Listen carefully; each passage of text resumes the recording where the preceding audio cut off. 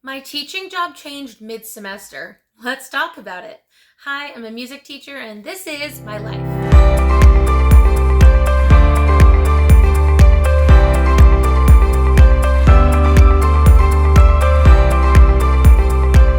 Welcome back to the channel, everyone, and welcome for those of you who might be new here. In last week's video, I talked about some of the pros and cons of what it means to be itinerant, where you work at more than one school at the same time, and I attempted to answer the question of whether or not it would be worthwhile for a teacher to be itinerant between two schools.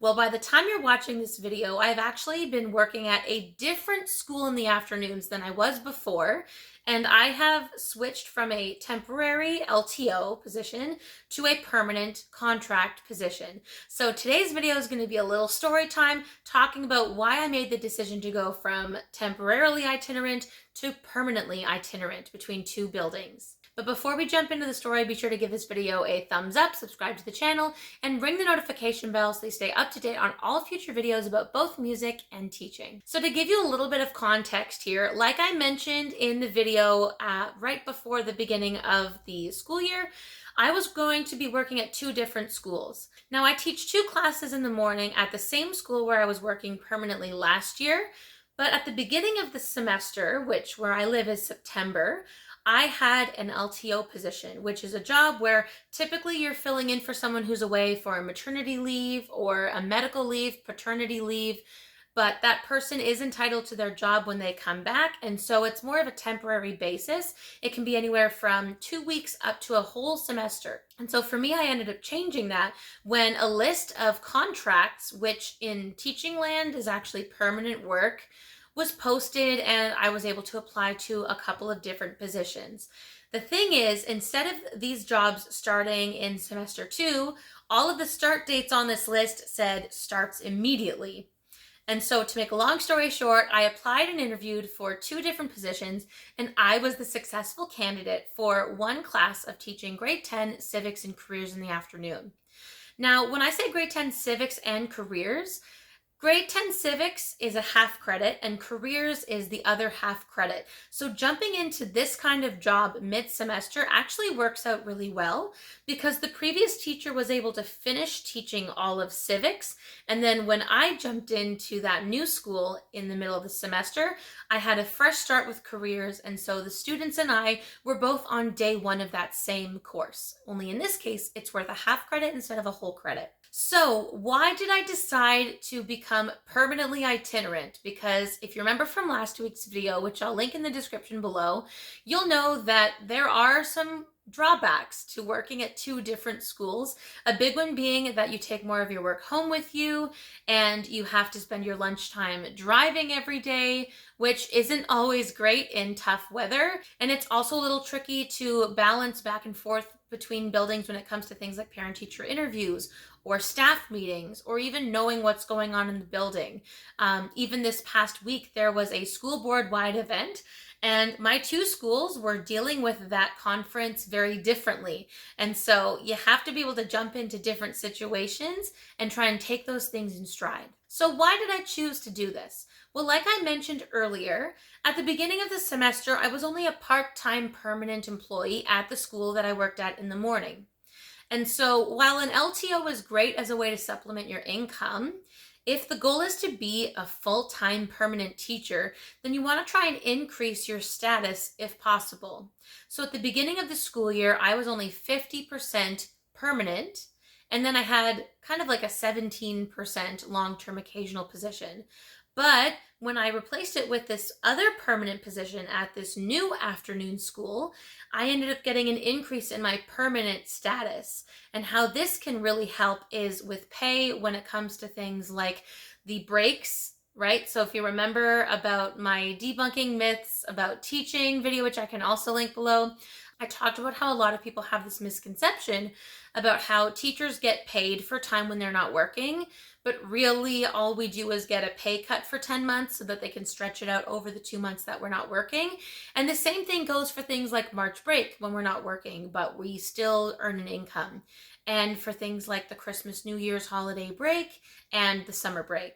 So when it comes to your permanent teaching position, it can ultimately affect what parts of your paycheck are stretched over the whole year, because in an LTO, none of your paychecks get stretched over the whole year. You get paid your whole amount for whatever months you're working, and then once you are out of that position or out of that school, the pay for that role ends. Another reason why it's a big deal to increase your permanent status is because this is guaranteed work that that school needs to be able to give you every single year. Now, the exception is if they don't have any work for you and then they make you what is called a surplus teacher, where you're surplus to the board. But then when you go to apply for other permanent jobs, as a surplus teacher, you need to be considered before others because the board basically owes you that amount of work every year. And so it's a nice way to say, okay, even if I'm not full-time yet, I'm at least guaranteed some income from my employer, which is the school board, even if it means going to a different school. But in an ideal situation, you would not get surplused, and that school that you were working in should be able to find something for you in the following school year.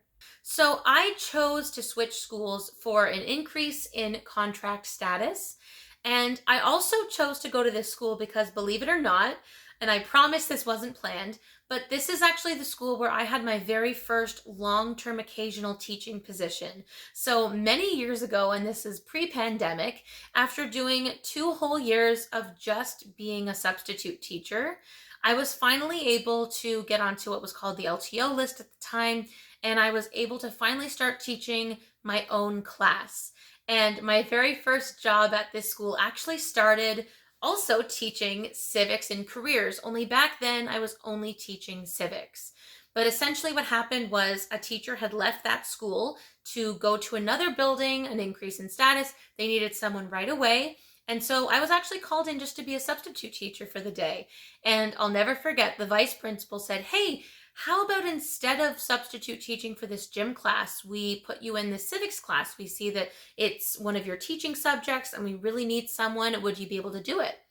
I said, "Yeah, sure, that's no problem." Did the teacher leave a lesson plan? Is there anything that they left for me to do specifically?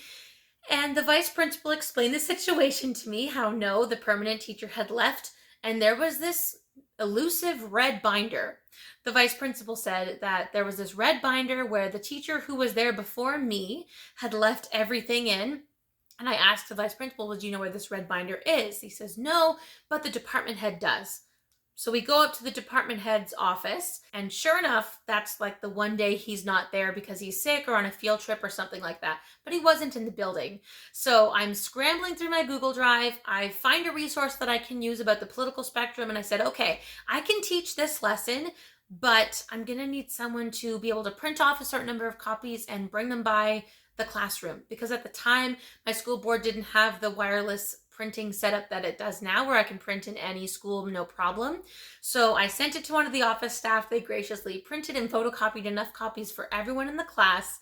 And after that class, I went back to the main office, and you have to return your key at the end of the day. And the vice principal said, "Hey, can I talk to you for a second?" I said, "Sure, no problem." I walk into his office and he said, "How would you like a job here?" And that was my first LTO. They saw how quickly I was able to jump into the situation. I had something ready to go, and I just needed a little bit of assistance to pull it off. But I think that was maybe something that stood out to them, how this person was just ready to, jump into the situation, ready to go with something in their resource, I guess, toolkit, so to speak. And I guess whatever it was that they saw in me worked out. And so is that same vice principal still at that school now? No, he has since retired. But it was kind of nice to go back to this new school, but it was a school I had worked at, I want to say like 5 or 6 years ago, and see a lot of familiar faces in that department office. Like the same department head is still there. A couple of teachers have retired, but for the most part, I actually already know quite a few of my colleagues, which was a really helpful part of how I made this decision. Because I think had I jumped into a school where I was just teaching one class and I'm only there in the afternoons, sometimes it can be hard to get to know your colleagues when you're not there at lunchtime to sit and chat and eat lunch together, or to interact before the school day starts or right at the end of the day. So I think it helped a lot that I was going back to a school that I had worked in before. I had a positive experience, and I get along pretty well with a lot of my colleagues. And so that was part of the reason why I am now a permanent but itinerant teacher. So between these two schools, I'm still working full time and my schedule is pretty similar, except I actually have an extra 10 minutes at lunch to drive between the two schools because the afternoon school doesn't start quite as early as the one I was working in before. So to wrap up this story, I have 2 morning classes at the same school where I was permanent last year, but now instead of working at the same school where I was for the afternoons in September and October, I started at this new school on November 1st, which by the time you're watching this video is going to be a little over a week from this date. So with all that being said, I wanted to give you all a little update why I decided to actually lean into being itinerant on a permanent basis. It's a course that I've taught many times before. I feel very comfortable just jumping into a new school and starting it right away with the students, no problem. And so all that to say, it's going to be an interesting semester and a good rest of the school year, but I'm really looking forward to what this next chapter of my career might have in store. So thank you so much for joining me today. Remember to give this video a thumbs up, subscribe to the channel, and be sure to give us a follow over on Instagram as well. And I'll see you right back on this channel with another video